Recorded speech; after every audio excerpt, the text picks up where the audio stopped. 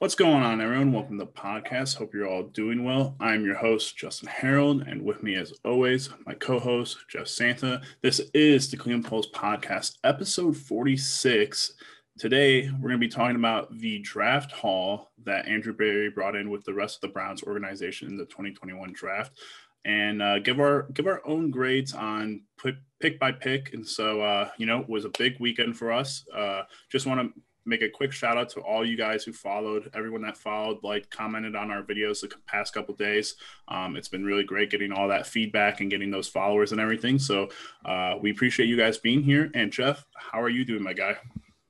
I'm doing good. And to reiterate, what you just said, I'm looking through the some of the in-depth statistics for the channel. I mean, 88% of people who, have watched the past, are probably 1,200, 1,300 views over the weekend between the Newsome video and the Owusu-Koramoah video. I mean, about 88%, 89% of you guys are not subscribed to the channel. So, it's a self-plug. We don't want to do it, but we want to throw that out there to drop a subscription down below. But we're going to get into it today, Justin. We have a lot to talk about, but we're going to try to keep it short. Absolutely. It was a huge weekend. We will kind of briefly talk about every pick for the most part, but starting off with the first round, a lot of players flying off the board early. A lot of cornerbacks actually got drafted a lot higher than I thought they would. Two of them in the top 10, surprisingly, Patrick Surtain and J.C. Horn, one of Jeff's guys. So cornerbacks came off the board nice and early, led to a little bit of a slide for some and others. And that led to the Browns staying at 26, selecting Greg Newsome II out of Northwestern, one of the guys that we had picked out for our scouting reports and everything. Grade-wise, I give this, so I'm going to preference this. It's an A+, but it's an A+ later for more of a reason that happened later on in the draft. I had it initially as an A-, mainly because, cornerback depth is a great thing to have. You can't have too many great corners. Don't know exactly if Newsome will be cornerback number 2 to start. He'll most definitely be the nickel guy, the starting nickel guy. But we will see how exactly he gets his playing time to start. But like I said, can never have enough corners. Obviously, last year we had a ton of problems with it, and he was amazing at Northwestern. He was really good. If you guys remember back to that Ohio State Northwestern Big Ten championship game, it was a close one, and Greg Newsome played very well against Justin Fields and Ohio State company. So I give it an A+. I'll expand on that later though too. So Jeff, what are you feeling with this one? Okay, so I'm gonna try to rate them individually, but I know what you're referring to, and you have to take this into consideration, especially what happened later in the draft. But I'm going to give the Greg Newsome pick an A for a couple of reasons. He was the best available player there, I think. I don't see how we missed someone who might have been more talented. He last season allowed 0.0 passer rating on 3rd and 4th down. Only cornerback in the draft class to do so. The Browns had to be one of the worst teams on 3rd and 4th down. They couldn't get off the field 3rd and 13 against Chad Henne. So that's pretty embarrassing. So we fill an automatic need. 3, I don't want to talk about future, but as far as cornerback depth goes, you're going to have to make a decision here about Denzel Ward in the upcoming season. Greedy Williams is a question mark. And we have a lot of people to pay outside of guys like Denzel. So you're going to need a cornerback here, and taking him early is perfect for me. I love Greg Newsome. I think he's already embraced the land, and I really like that. I really respect the kid. Yeah, absolutely. And, that whole point about him maybe not potentially starting right away, but, being able to learn from a guy like Denzel Ward and kind of be under tutelage and not get thrown into the fire right away might help him in the long run. But moving on from that, we have our second round pick, day 2, first pick. We actually trade up from 59 to 52 for a guy that I wanted all the way at 26. If you guys didn't watch that video, I was freaking out. I had Jeff on the phone screaming when that pick came in. We have linebacker Jeremiah Owusu-Koramoah from Notre Dame. The guy a lot of people expected to be a first round guy, falls all the way to pick 52 in the draft. I mean, this is again, if he had been at pick 26, maybe it's A minus. For me, this is an A plus. I mean, the value that you get with this pick, where it is and everything, and what he does immediately to our defense is just phenomenal. I mean, listen, our linebacking core just got such a huge upgrade. It went from being something with, Anthony Walker, upgraded it a good amount, but now with Jeremiah Owusu, I mean, there's not a lot of holes. That was our biggest hole on our defense, I think. And, we'll talk about it maybe at the end here, but looking at that roster, when the 53-man roster comes out, we're going to see some surprises, and it's going to be partially because of the guys that we brought in this past offseason. So, but going back to Joke, I mean, he just flat out, he won the Butkus Award for best linebacker in college. I mean, he was phenomenal. He's amazing in coverage in the open space areas. I mean, he's going to do fantastic things. And you just got to remember, guys like Travis Kelce are in our, in our path to getting to the Super Bowl. And so we're going to need people to lock those kind of tight ends down, and just becoming a growing theme that, getting tight ends involved into the passing game will be a big thing. And you need coverage linebackers like Joke to do that. So A+ for me. We'll see. Right now, he's picked 28 for his number. I said I was going to get the jersey, but I always do wait until that 53-man roster happens, because sometimes players do pick a different number after that. So, Jeff, what are you thinking here? So the only reason Greg Newsome was an A is because Jeremiah Owusu-Koramoah is an A+. He's an additional first-round draft pick, basically, that we steal in the second round. I don't know what is so unattractive about linebackers, why NFL GMs were so hesitant to take linebackers. We drafted the ACC Defensive Player of the Year in the second round, and we didn't even give up that much. The trade was perfect for us. I mean, we skipped over teams like Tennessee, we skipped over teams like Pittsburgh, who probably wanted him, and he was probably going to be in the AFC, but not on our team. So, I mean, that's the move of the draft for me. Just overall Browns, any team, just looking at what other teams drafted, but who made steals and such. Dude, such a huge steal. And, like you said, I mean, we were high on Jacob Phillips last year. Yeah. And he still has room to grow. I mean, we've been high on Mac Wilson for a couple of years. He's been in the system. So, and now Anthony Walker. It's going to be a new linebacking core, but it's going to be exciting any way you slice it. Absolutely. And, I think my favorite part is one of my favorite parts of that pick is the point you made about jumping over Pittsburgh, a team that, like, I could just absolutely see him going there and being a person that we have to deal with 2 games a year and being a problem. But I love that move. So now we're going to move on, Jeff. I'm going to let you take the first swing at our third round selection with Anthony Schwartz from Auburn. Okay. So Anthony Schwartz, 4.2, 640. From what I've seen from the kid, I don't really know what people don't like about him. I guess it's maybe a little bit of his route running. Maybe he doesn't have the best hands. He doesn't really have that wide receiver finesse that you look for. I'm going to throw him a B- here, just solely because I don't have any picks that are C's. Okay. Maybe I'm biased, but the first 5 picks I have is above C's. We could talk about maybe later if we get that far, but I think from a team that was lacking speed all the way around, which was, due to some injuries, obviously Odell Beckham Jr. goes down. JoJo Natson has a season-ending injury. That's a lot of your speed up front.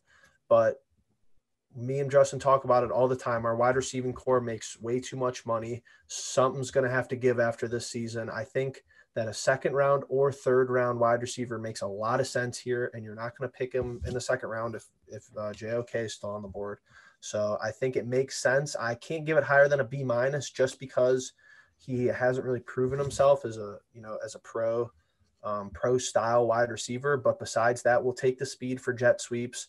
I think we have a lot of competition for kick returners and punt returners, and we could get Donovan Peoples-Jones, more importantly, out of that role. Yeah. But besides that, I still commend Andrew Berry for at least taking a stab at a wide receiver there. Okay, so I am actually going to go with a C+. It has nothing to do with, everything that Jeff said is basically dead set on about his ability as a wide receiver. But the way I looked at it was, this dude's going to come in and he's going to be your punt returner and your kick returner. I think JoJo Natson, even though we did re-sign him, I think there's a good chance that when the roster cuts come, he's one of those guys that's out of there. Like Jeff said, 4.26 40. It's the second fastest 40 time in NFL Combine history. The dude's a speed demon. And the stats, which is a huge part of this organization now, for getting positive kick return and positive punt return yards and starting on past the 25 in terms of the kickoff, they're huge. And, Andrew Berry and Kevin Stefanski really want that kind of impact. That's why they went out and signed JoJo Natson last year. Unfortunately, he had that season-ending injury and re-signed him again this year. But like just said, I don't think you see him out on the field a lot in terms of, being in that wide receiving group. You got your 4 guys already: Odell, Jarvis, Rashard, and DPJ. So you're going to get DPJ out of the kick return and punt return game and more into the wide receiver role. So C+ for me. Obviously, it's something that could have a huge impact, but outside of just punt return, kick return, and special teams, I don't really see him making too much of an impact. So that's my Justin, C+. I'm glad you said C+, because I totally glazed over this when I opened it up about Anthony Schwartz, but I had him at a C+. But scrolling through Twitter, stuff that I see on Twitter, which was negative or which positively impacted his grade for me, is the fact that I've been seeing over the past couple of weeks that Baker Mayfield he was the most efficient quarterback on downfield passes last season. Yeah. He had the best passer rating. He had the best completion percentage. This guy gives you a downfield threat that we were missing the back half of the year, last season. Yeah. So that would jump me up to a B-. And it's, just imagine if he turns into a guy that could be out there for 1 or 2 downs on, every drive. You can't stack the box when that guy's out there. If he's, a decent route runner and he could get down the field quickly. Absolutely. Absolutely. All right. So moving on from there, we start off with our day 3 picks. Round 4, we have offensive tackle James Hudson from Cincinnati. I give this a B-. And so the reasoning behind this is, I'll start with the intangibles. He went from going to be a defensive lineman in Cincinnati to offensive lineman. So he's a converted offensive tackle who he did really well in Cincinnati. He did. They played really well, had a bowl game against Georgia this year. And this is going to be my big talking point. He got hurt in that game, and he was going against one of the guys that we had scouted was Azeez Ojulari. And all I can tell you is that he put up a very good fight against a guy that we thought was a first rounder at offensive tackle in the bowl game. But as soon as he came out, Ojulari had a huge game, and it really turned the tide for that Cincinnati-Georgia game. But that being said, the reason why I give it a B- is because he's a project. He probably won't play a lot this season again. A lot of these picks that were made in the 3rd and beyond are guys that aren't going to have a huge impact this year, but a huge impact in our future and helping us figure out what we got to do contract-wise with some guys.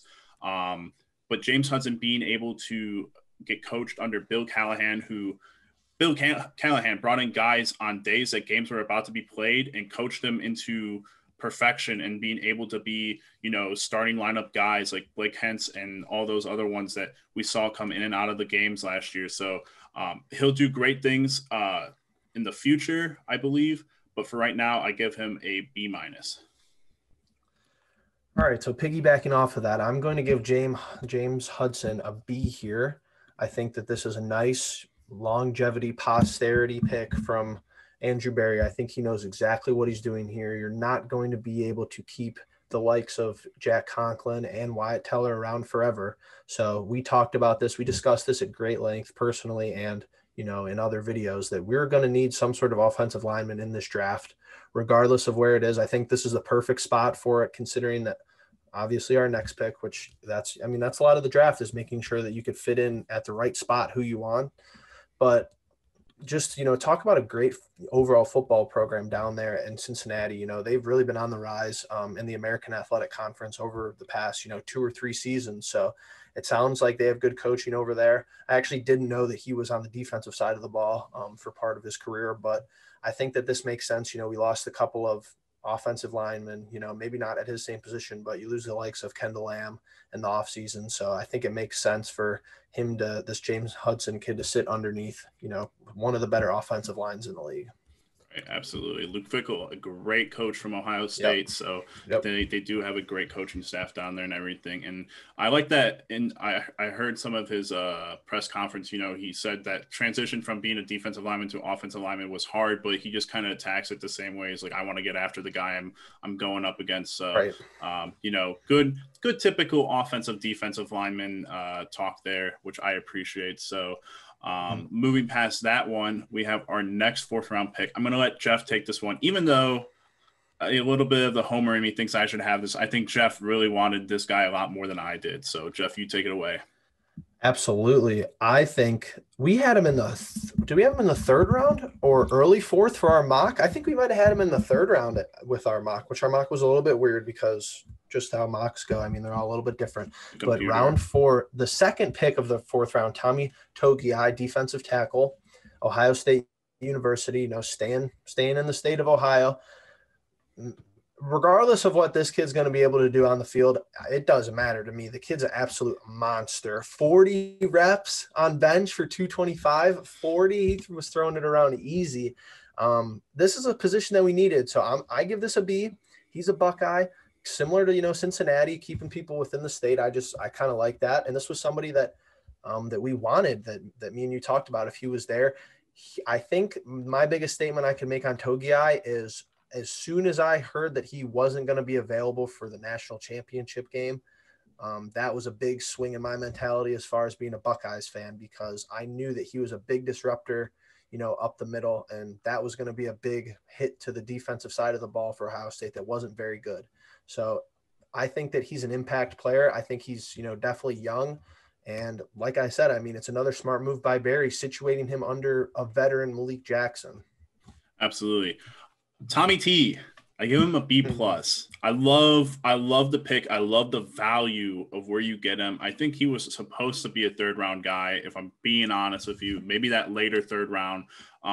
But Tommy T as a 3-point, he's going to do great things, but again, he's not going to do a lot this year. He'll be a rotational guy for sure next to Jordan Elliott. We'll see Andrew Billings and Malik Jackson probably be our starters is what I'm guessing, and then have our 2 younger guys come in and rotate with them.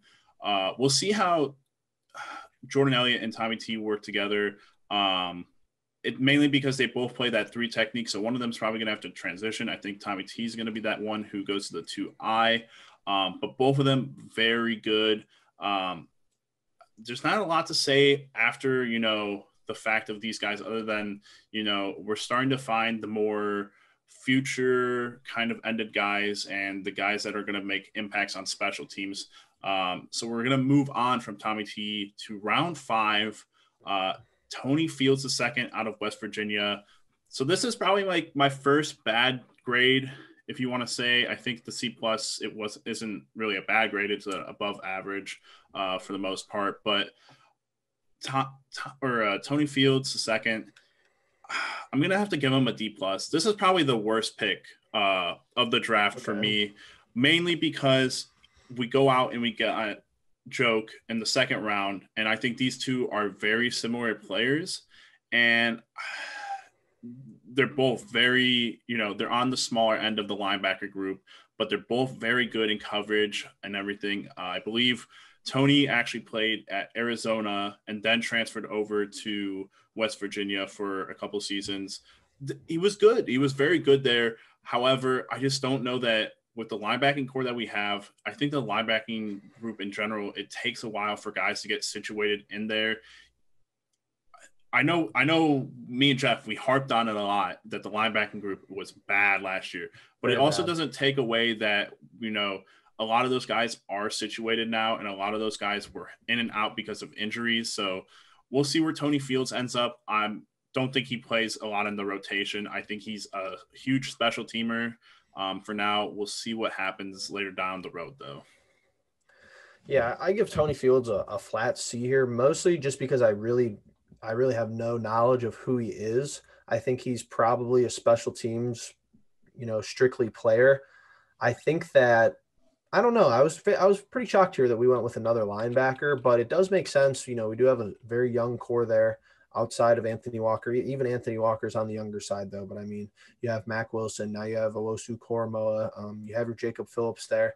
After, a couple of seasons ago, having nice veteran presence there, moving on from the likes of Kirksey and Joe Schobert. So I guess it makes sense to add depth there. But I mean, I was kind of surprised with the linebacker here. I thought we might try for another, skill position, but I mean, I guess Andrew Berry got to that, with our last pick. But just for, not knowing a whole lot about Tony Fields, I mean, I'll just give him a C.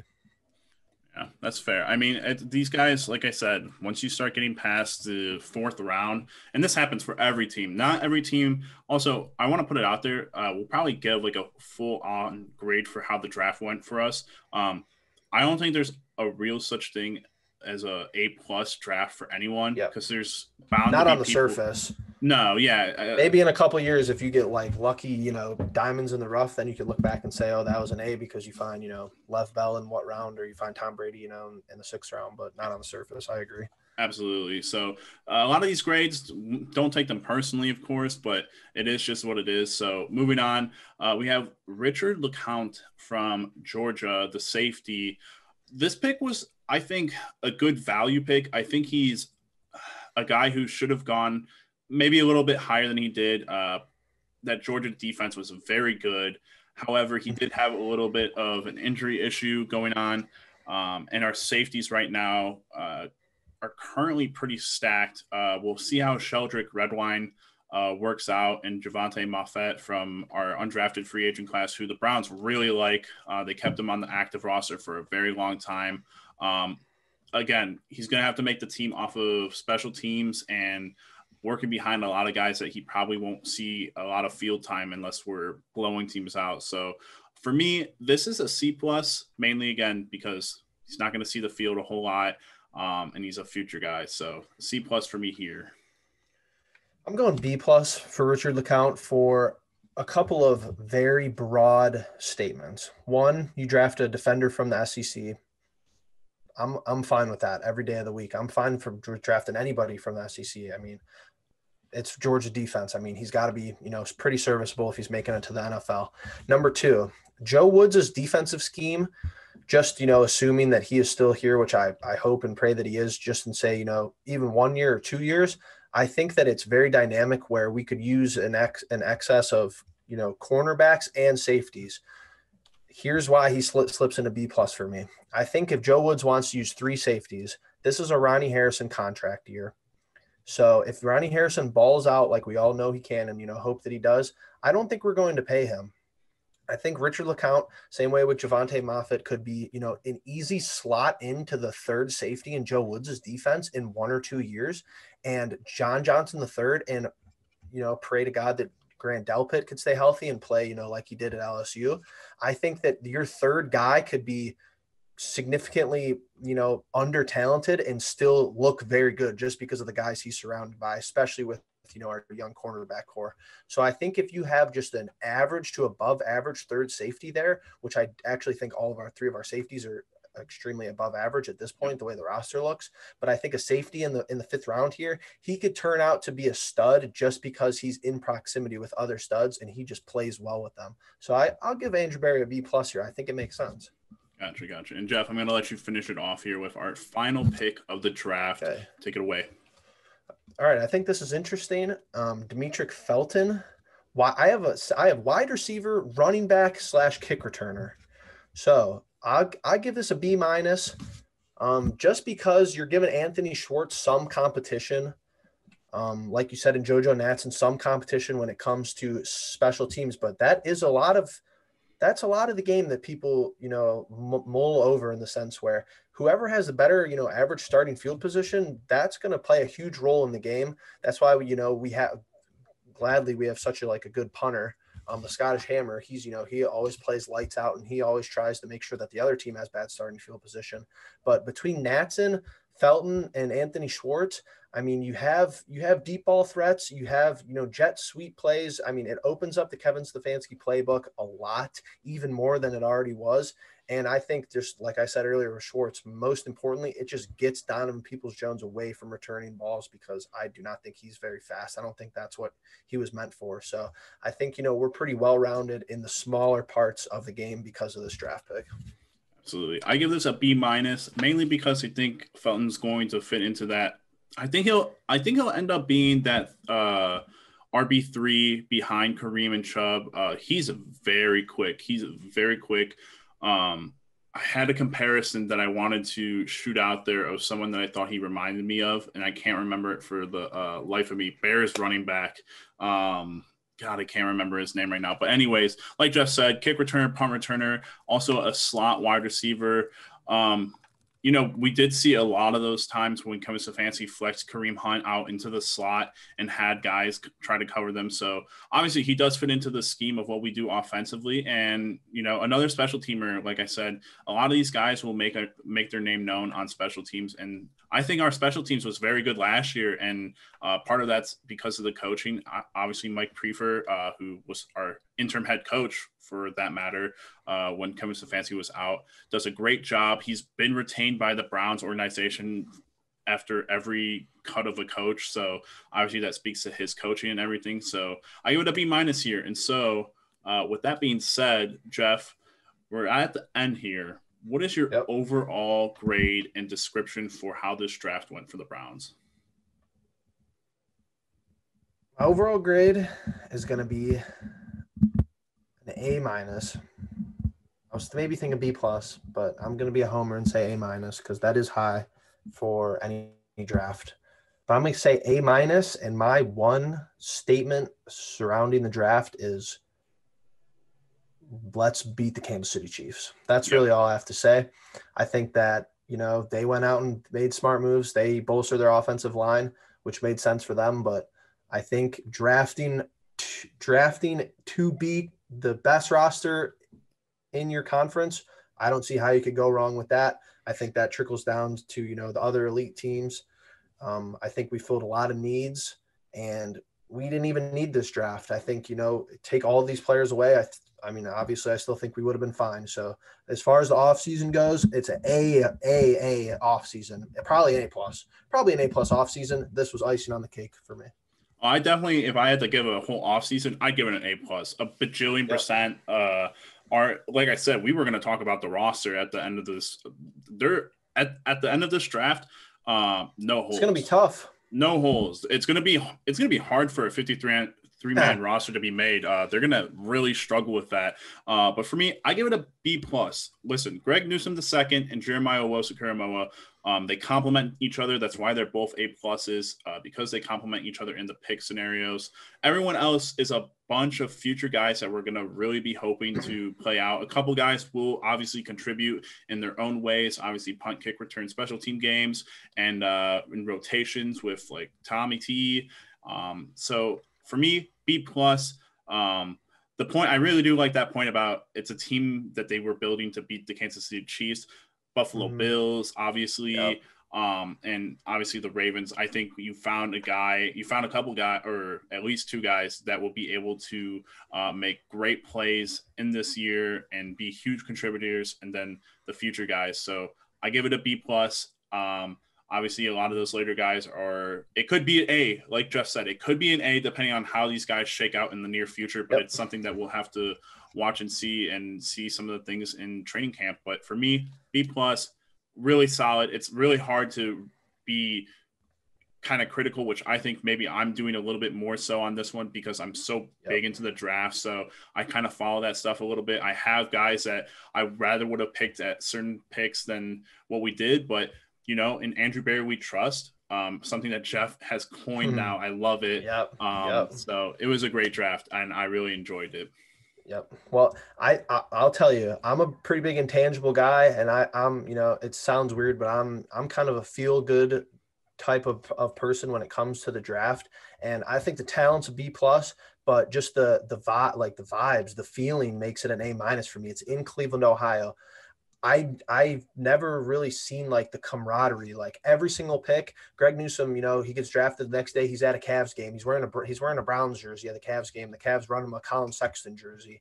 Every single pick. Our previous picks are saying welcome. The guys on the roster, like, let's go to work. Like right now, it's just the culture aspect of the draft gave it an A- for me. Being in Cleveland, Ohio, I mean, we set the standard for drafts for years to come. Especially with not having anything with, COVID the previous year. So I just think it felt good to me. I mean, I didn't even know some of these later round guys, but, people from other colleges and people from other teams are tweeting at them and the Browns are retweeting them. And, it just feels good. The fans, the community, the draft picks, Andrew Berry, everything, Kevin Stefanski, it just all feels great. Absolutely. And with that, everyone, like Jeff was saying, the community is so great. We love doing these videos and everything. And that's, why I'm going to ask you guys to please, if you're watching this, subscribe. Make sure you subscribe so you can watch more of these. We always try to put out as much content as we can that's relative to what's going on, what's happening. So please like this video. Leave some comments. What are your guys' grade for the picks and for the draft overall? What do you think, Andrew Berry? Is there anything else you need to address before training camp rolls around? Yep. And with that being said, thank you all for watching, and we'll catch you in the next one.